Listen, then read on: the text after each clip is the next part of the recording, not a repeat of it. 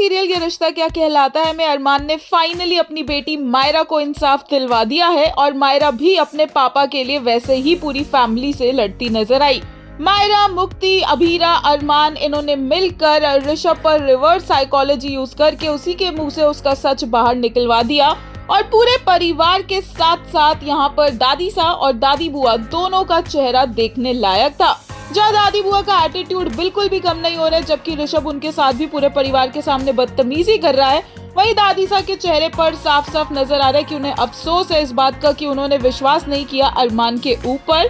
और बाकी परिवार वाले भी टेंशन में हैं, बट अरमान के लिए फर्स्ट एंड मोस्ट इम्पॉर्टेंट चीज यही है कि मायरा की सेफ्टी के बारे में वो सोचे और इसीलिए उसने ऋषभ को अरेस्ट कराने का डिसीजन भी ले लिया है। और जब ऋषभ भागने लगते हैं तो अभीरा आगे आकर सबके साथ मिलकर ऋषभ को रोक लेती है एंड मायरा फाइनली पुलिस के सामने बोलती है कि यही मेरा स्टॉकर है और इसे अरेस्ट करो।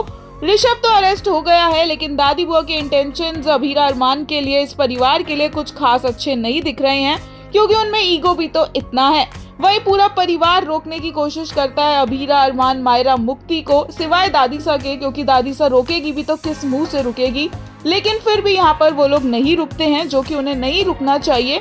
बट अरमान और अभीरा का जो इनिशियली गेम देखने को मिला था, वहाँ पे अरमान ने कहा था कि वो ये सर्जरी करवाना ही नहीं चाहता है। तो अरमान का ये कहने का क्या मतलब था वो एपिसोड में पता चलेगा। एक यूजर ने कहा, finally this creep got exposed, Myra just said Rishabh isn't my type, his ego couldn't handle it, it is a normal thing to say, not need to become into a stalker over it।